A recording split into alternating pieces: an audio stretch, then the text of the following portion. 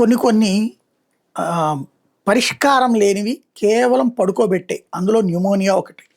Pneumonia వ్యాధిగ్రస్తుల యొక్క బాధ వర్ణనాతీతం. చిన్నపాటి చలైనా తట్టుకోలేరు, ఫ్యాన్ వేసినా తట్టుకోలేని పరిస్థితులు ఉంటాయి. ఒక్కొక్కళ్ళ తీవ్రతని బట్టి ఉంటుంది. అలాంటి వాళ్ళకి ఇప్పుడు ఒక శుభవార్త అని చెప్పాలా. న్యూమోనియా నియంత్రణ కొత్త టీకాను కనుక్కున్నట్టు బిట్స్ హైదరాబాద్ ప్రొఫెసర్ యోగేశ్వర్ చెప్తున్నారు.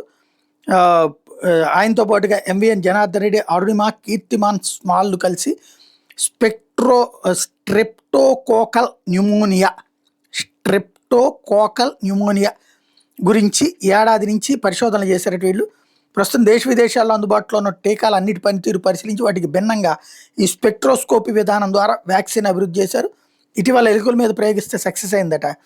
అంతర్జాతీయ జర్నల్ రీసెర్చ్ గేట్లో కూడా ప్రచురితమైంది. కేంద్ర ప్రభుత్వం నుండి అనుమతులు తీసుకుని క్లినికల్ ట్రయల్స్ నిర్వహించడానికి రెడీ అవుతున్నారు.